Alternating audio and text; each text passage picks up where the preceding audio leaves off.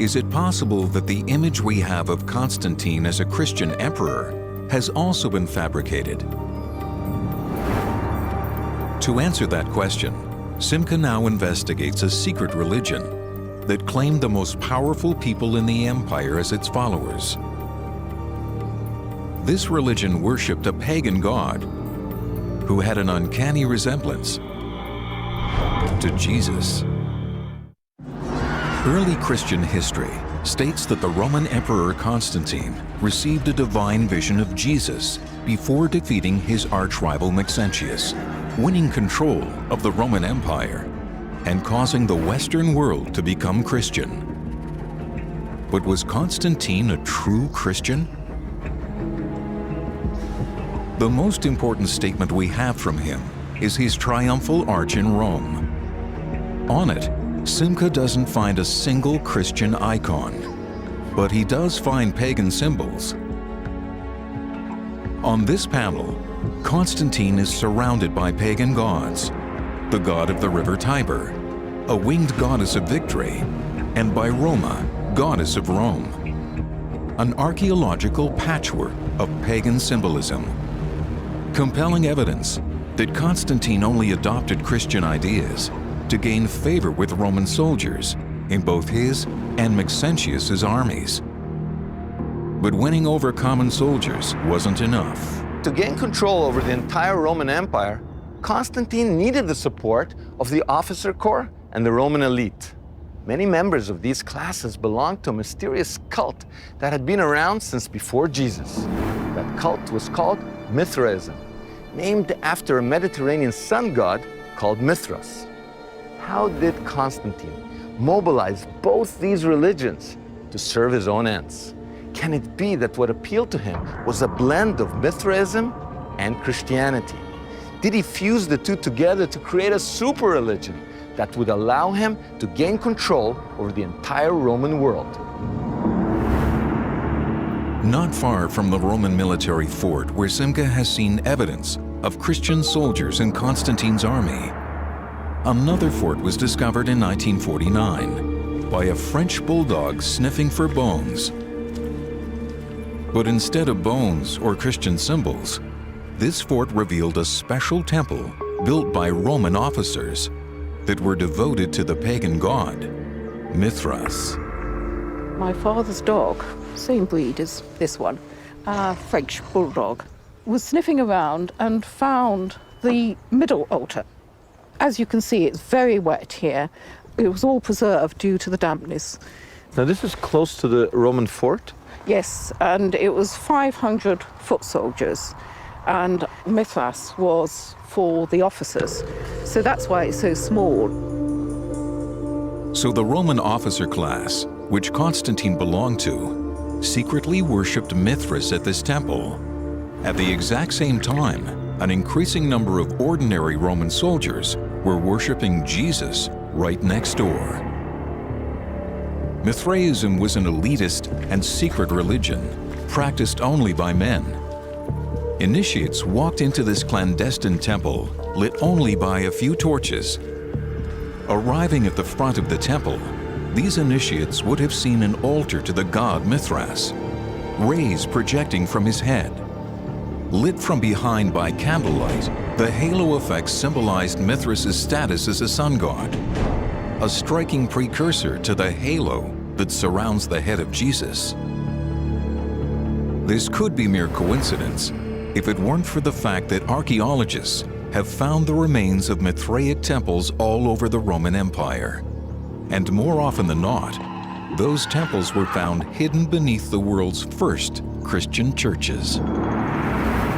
To see one of these Mithraims, Simca now goes to the Santa Prisca Church in Rome. Here, excavators pulled up the floor of the church and discovered one of the largest Mithraic temples ever found.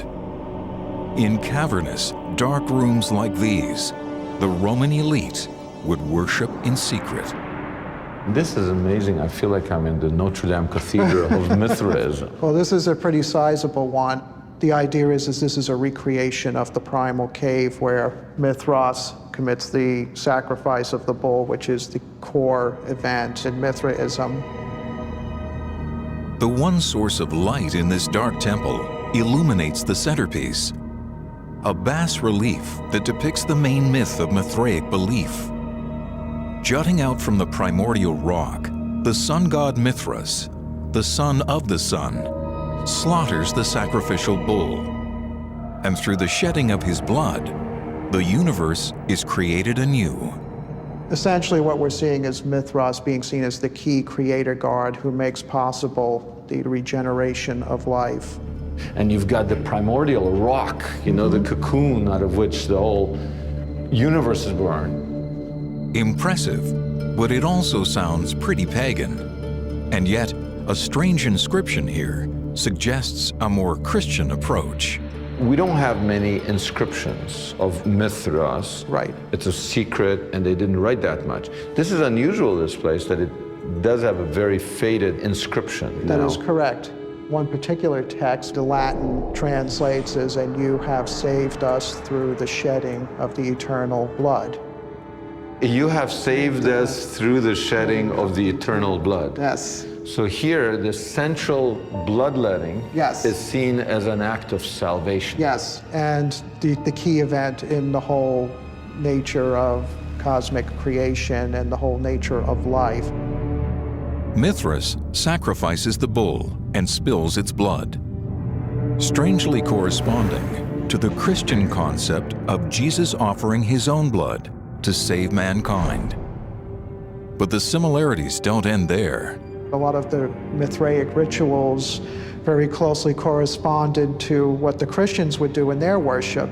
The sacred meal that they would participate in is taking the body or the blood of this sacrifice by sharing a meal of bread and wine. Here? Here. So it's communion. It's basically a communion, a Eucharist, and those who partake in this feast will live forever.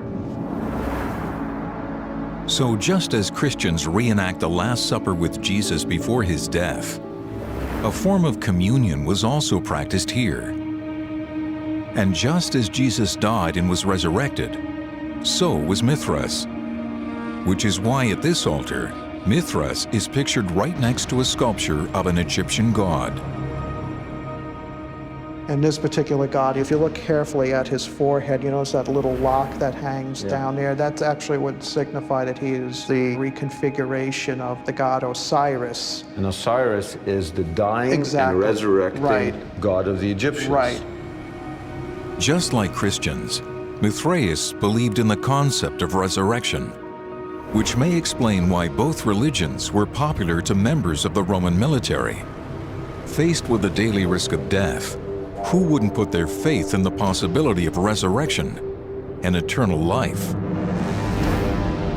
But what's most compelling is evidence that Mithras' followers celebrated his holy birth on December 25th, the same day that Christians would later celebrate the birth of Jesus.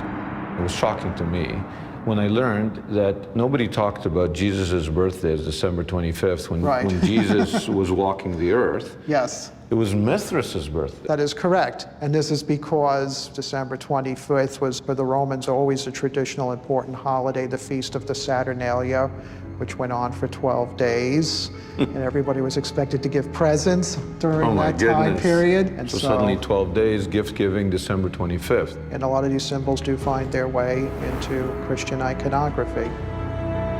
As it turns out, Mithraism is embedded in the Gospels themselves through the story of the three wise men.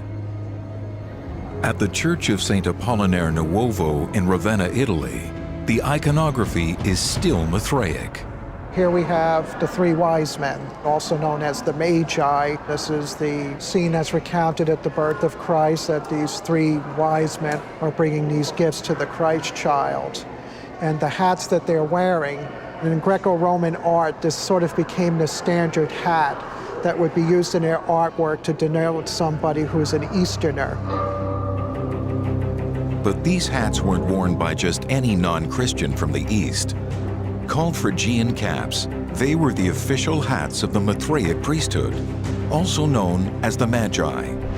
Even Mithras is depicted wearing the same style of hat.